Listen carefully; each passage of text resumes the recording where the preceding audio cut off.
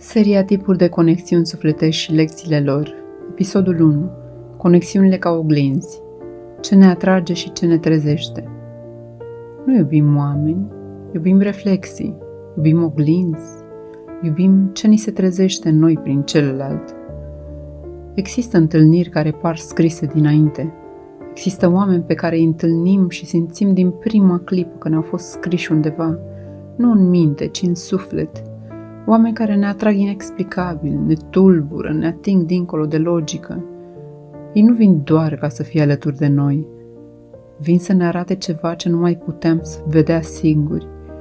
Și ne trezim în mijlocul unei conexiuni care ne arde, ne luminează sau ne face să ne întrebăm cine suntem cu adevărat. Poate ne atrag prin intensitate, poate prin liniște, poate printr-o familiaritate care nu are nicio explicație logică. Dar adevărul e că fiecare conexiune profundă ne duce înapoi la ceva uitat din noi sau la ceva ce nu a fost niciodată văzut. Pentru că fiecare conexiune profundă este în esență o oglindă. Ce ne atrage în celălalt nu este întâmplător. Este ceea ce am pierdut, uitat sau suprimat în noi. Este dorința de întregire, de reamintire. De ce ne atrag anumite suflete? Pentru că trezesc în noi ceva familiar, dar inconștient, pentru că activează părți neexprimate din noi, curajul, vulnerabilitatea, puterea, frica, pentru că întruchipează o lecție pe care sufletul nostru e pregătit să o învețe, pentru că vine exact când avem nevoie de o oglindă, nu de confirmare, ci de transformare. Ce e de fapt o conexiune ca oglindă? Nu este doar o atracție, nu este doar un sentiment frumos, este o activare, este o reamintire, este un fel de a-ți privi inima din exterior.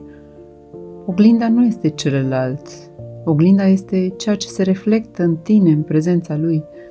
Conexiunile acestea te fac să simți ceva ce evitai. Te trezesc, te zguduie, te așează. Ce anume ne atrage în celălalt?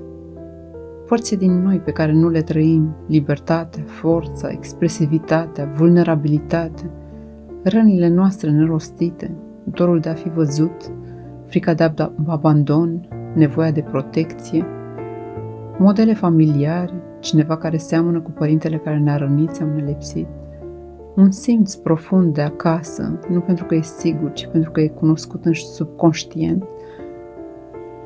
Ce ne trezește o conexiune reală? Dorința de a fi sincer pentru prima dată în viață, întrebări pe care nu le-am pus niciodată până atunci, dorința de a merge mai adânc în noi, chiar și prin disconfort, teama că nu vom fi suficienți, tocmai pentru că începem să contăm, disconfortul de a nu mai putea fugi de ceea ce simțim, confruntarea cu sine, cine suntem, ce ne dorim cu adevărat, ce ne lipsește cu adevărat, nevoia de autenticitate. Pentru prima dată vrem să fim văzuți cu adevărat. Oglinda nu este celălalt, e ceea ce se reflectă în noi. Adesea confundăm iubirea cu fuziunea, cu îmi lipsești, fără tine nu sunt întreg, dar o conexiune autentică nu vine să ne salveze, vine să ne arate unde ne-am pierdut. Ne atrag nu doar calitățile celuilalt, ci și rănile lui atunci când seamănă cu ale noastre. Atenție! Oglinda nu înseamnă predestinare. Faptul că simțim intensitate nu înseamnă că acel om trebuie să fie al nostru. Intensitatea nu e o promisiune, este o chemare către o lecție. Uneori, lecția e să ne vedem, să ne alegem, să ne vindecăm și apoi să plecăm sau să rămânem. Nu toți cei care ne ating ne și însoțesc. Poate vrei să te întrebi, ce am simțit în această conexiune și nu mai simțisem de mult? Ce parte din mine a fost trezită? Frica, iubirea, rușinea, dorul? Mă confund cu intensitatea?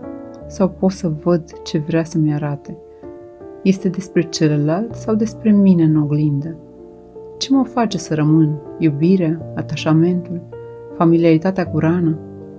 Pot să privesc conexiunea aceasta ca pe o oglindă, nu ca pe o salvare? Pot rămâne în fața oglinzii fără să fug, fără să proiectez, fără să idealizez? Toate conexiunile care contează sunt oglinzi.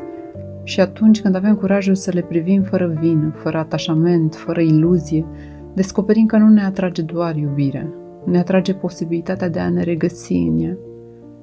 Conexiunile suflet nu sunt doar despre cine vine, sunt despre ce se deschide în noi atunci când apar, despre cum dintr-o dată ne simțim mai vii, mai goi, mai vulnerabili, mai plini, mai aproape de noi.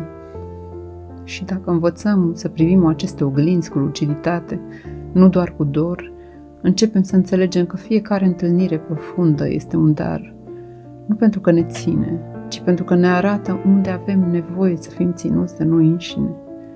Așa începe trezirea, așa începe alegerea, așa începe transformarea, așa începe iubirea conștientă.